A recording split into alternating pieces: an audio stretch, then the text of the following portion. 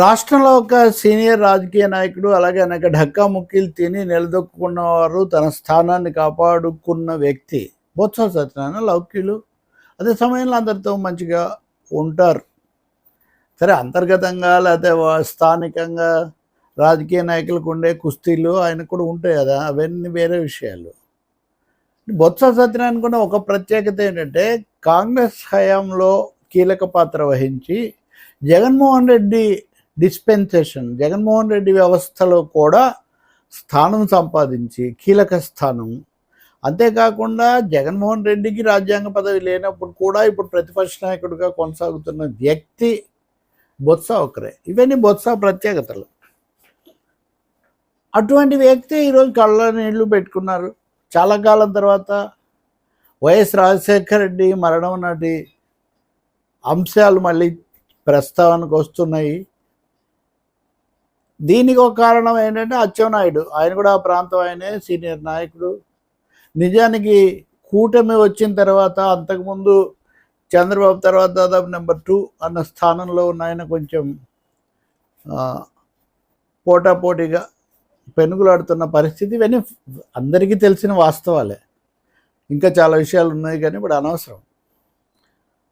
ఆయన ఈరోజు మీడియా మీద, ఇంకా చెప్పాలంటే ఏబిఎన్ దాని మీద వైసీపీ వాళ్ళ దాడులు, ఈ విషయాల గురించి మాట్లాడుతూ హఠాత్తుగా ఒక కొత్త విషయం, కొత్త ఆరోపణ తీసుకొచ్చారు. రాజశేఖర రెడ్డి చనిపోయినప్పుడు జగన్ ఎక్కడున్నారో ఆ రోజు ఉదయం ఆయన రాలేదు. తర్వాత సంతకాలు సేకరించారు తన పదవి గురించి అని. ఒక ముక్కలో చెప్పాలంటే అనుమానాలు సృష్టించే విధంగా మాట్లాడారు. జగన్ అధికారం కోసం పాకులాడాడే కానీ తండ్రి గురించి ఏమీ ఇవ్వలేదు. ఇది ఆయన చెప్పిన దాని సారాంశం. తను చెప్తే వేరుగా ఉండేది. ఈ మాటలు తనకు బొత్స సత్యనారాయణ చెప్పాడు అని ఆయన దాదాపు సూటిగా చెప్పేశారు. ఇక అక్కడి నుంచి మొదలవుతుంది సహజంగా. ఇక రెండు, ఒకటి బొత్స ఇటువంటి ఇలా చెప్పారు అనే ఒక అనుమాన బీజాలు లేకపోతే నాటడం జగన్లో ఒకటైతే, రెండవది జగన్మోహన్ రెడ్డి ఇప్పటి వరకు ఆయన బాబాయ్ హూ కిల్డ్ బాబాయ్ అనే స్లోగన్తో వీళ్ళు చేస్తున్నారు కదా. అది సుప్రీంకోర్టు దాకా వెళ్ళింది, హైకోర్టుల దాకా వెళ్ళింది, అక్కడి దాకా వెళ్ళాలి. ఎన్నిసార్లు కోరినా కానీ అత్యున్నత న్యాయస్థానం కూడా కింద కోర్టు చెప్పిందని సమర్థించింది. వీళ్ళు అనుకున్నది అక్కడ జరగలేదు. నేనేమి ఇందులో సాక్ష్యాధారాలు వాటిలోకి నేను పోవట్లేదు. కానీ హూ కిల్డ్ బాబాయ్ అని వీళ్ళు ఇంత ప్రచారం చేసిన తర్వాత కూడా, అదో ప్రధానమైన నినాదంగా చేసుకున్న తర్వాత కూడా 2019 నుంచి 24 ఎన్నికల్లో అదే, ఇప్పుడు కూడా ఇంకా చేస్తున్నారు. సో ఈ సమయంలో వివేకానంద రెడ్డి లేదా బాబాయిని పక్కన పెట్టి ఏకంగా రాజశేఖర్ రెడ్డి వైఎస్ మరణానికే ఎసరు పెడుతున్న ఒక పరిస్థితి ఇక్కడ కనిపిస్తుంది. సో బొత్స దాని మీద ఈరోజు ఆయన మాట్లాడారు. మామూలుగా జాగ్రత్తగా ఎదుటి వాళ్ళని ఇరికించే విధంగా మాట్లాడే బొత్స ఎమోషనల్ ఉద్వేగానికి గురై కళ్ళనీళ్ళు పెట్టుకొని పదవి కోసం దిగజారు ఇవన్నీ కూడా మాట్లాడుతున్నారు. ఈ పద్ధతిలో నా చరిత్ర మీకు తెలుసు, మీ చరిత్ర మాకు తెలుసు, ఈ పద్ధతిలో ఆయన సవాలంటే సవాల్ అన్నట్టుగా చెప్పారంటే నా దగ్గర ఇంకా చాలా విషయాలు ఉన్నాయి చెప్పాలంటే అన్న పద్ధతిలో మాట్లాడారు. రెండవది, ఆ రోజు మేమందరం విచారణలో ఉన్నాం, జగన్ ఉన్నాడు, ఆయన రాగానే నేనే తీసుకెళ్ళాను అక్కడికి అని కూడా ఆయన చెప్పారు. ఈ సంతకాలు వీటితో జగన్కు సంబంధం లేదని మిగతా వాళ్ళు చాలామంది చెప్తూ వస్తున్నారు. దాన్ని ఎవరైనా నమ్మడం నమ్మకపోవడం వాళ్ళ ఇష్టం. ఆ రోజు ఖచ్చితంగా ఏం జరిగిందని అక్కడున్న ప్రత్యక్ష సాక్షులు చెప్పిన కొన్ని సమాచారాలు కూడా ఉన్నాయి. నాకు తెలుసు. కొన్ని చాలా అనూహ్యమైన వ్యక్తులు కూడా అప్పుడు సంతకాలు పెట్టారు. ఇప్పుడు 2 రాష్ట్రాల్లో మంత్రులుగా ఉన్న వాళ్ళు కూడా అప్పుడు ముఖ్య పాత్ర వహించారు. బొత్స చెప్పిన దాంట్లో ముఖ్యమైనది ఏంటంటే, ఆ రోజు ఏం జరిగింది అనేది రఘువీరారెడ్డి, సరే ఆయన ఎట్లా కాంగ్రెసే, కాకపోతే షర్మిలతో ఈ మధ్య ఆమెను ఎక్కువ ప్రోత్సహించారు కదా, కన్నా లక్ష్మణ ఇంకా కొంతమందికి తెలుసు అని ఆయన చెప్పారు. ఇప్పుడు రాజశేఖర రెడ్డి మంత్రివర్గంలో ఉండి కొన్ని కేసుల్లో కూడా ఉండి జగన్తో పాటు కాకపోయినా సైమల్టేనియస్గా ఇప్పుడు మంత్రులుగా ఉన్న వాళ్ళు కూడా ఉన్నారు. చంద్రబాబు మంత్రివర్గంలో కూడా ఉన్నారు. వాళ్ళందరికీ తెలుసు, నేను అవన్నీ చెప్పానని. ఇప్పుడు అసలు ప్రశ్న, ఇప్పుడు హఠాత్తుగా దీన్ని డైవర్షన్ అనాలా, ఇంకోటి అనాలా? దీని మీద వెంటనే ఛానల్స్లో చర్చ.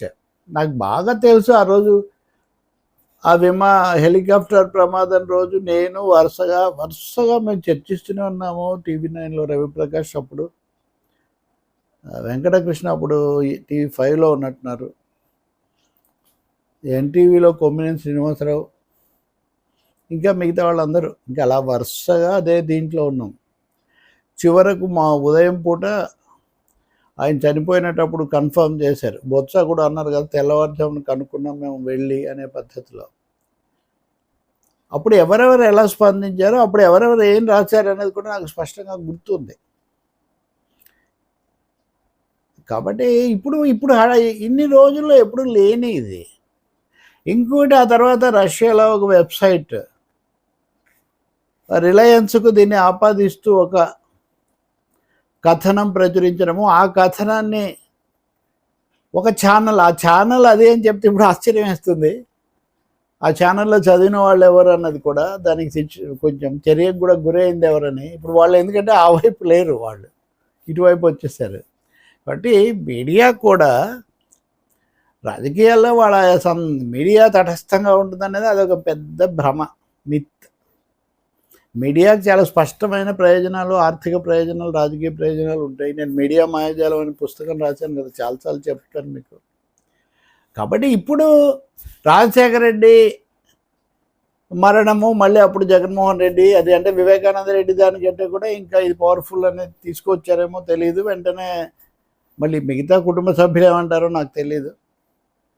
దీన్ని పోస్ట్ ట్రూత్ అంటారు, ఖచ్చితంగా చెప్పాలంటే. పోస్ట్ ట్రూత్ అనేది నేను తర్వాత మీకు ఇంకో వీడియోలో చెప్తాను. ఎందుకంటే అది ఈ ఒక్క విషయంలోనే కాదు, ఇప్పుడు మనం చూస్తున్న వాతావరణాన్ని అర్థం చేసుకోవడానికి చాలా సందర్భాల్లో ఇతరులందరూ బుర్రలు పాల్గొట్టుకుంటుంటే అలాంటి వాళ్ళం ఏమాత్రం దాన్ని పట్టించుకోకపోవడం ఎందుకు జరుగుతుంది అన్నది మీరు పోస్ట్ ట్రూత్ గురించి నేను ఇప్పుడు చేసే వీడియోలో మీకు తెలుస్తుంది.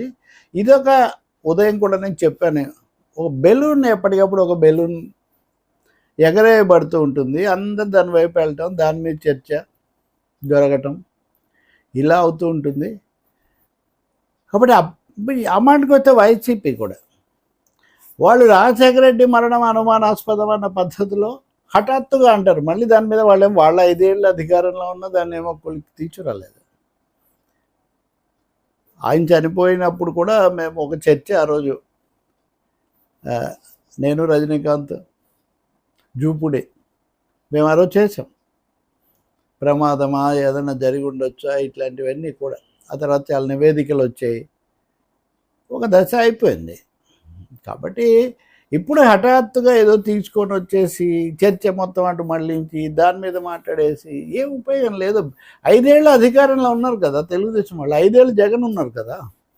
ఈ 10 ఏళ్లలో ఆయన చనిపోయాక, అంటే ఆయన చనిపోయిన తర్వాత 5 ఏళ్ళు ఉమ్మడి రాష్ట్రం, ఆ తర్వాత 10 ఏళ్ళు వీళ్ళే అధికారంలో ఉన్నారు. మరి ఏం తేల్చారు ఇప్పుడు? ఎందుకు ఇప్పుడు హఠాత్తుగా ఎవరెవరినో తీసుకొచ్చి, ఇది బొత్స అచ్చెన్నాయుడు సమస్య కాదు, ఈ రాజకీయ చర్చ మొత్తాన్ని ఒకవైపు మళ్ళించే ఒక ప్రయత్నం. రెండవది, ఒక బాణం తప్పిపోతే ఇంకో బాణం అన్నట్టుగా ఈ బాణాన్ని తీసుకొని రావటం.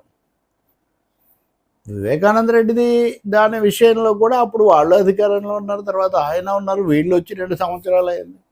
ఎలాంటివైనా వీళ్ళు వాటిని ఫిక్స్ చేయగలిగితే చేయొచ్చు కదా, అదేం జరగట్లేదు కదా. కాబట్టి ఇవన్నీ రాజకీయాల్లో నడుస్తూ ఉంటాయి. వీటి మీద మీడియాలో పోస్ట్ ట్రూత్ అన్నది ఎలా పనిచేస్తుంది, వీక్షకులు, విమర్శకులు, నాయకులు కూడా ఈ పోస్ట్ ట్రూత్ కాన్సెప్ట్ ఎలా తెలుసుకోవాలి నేను చెప్తాను.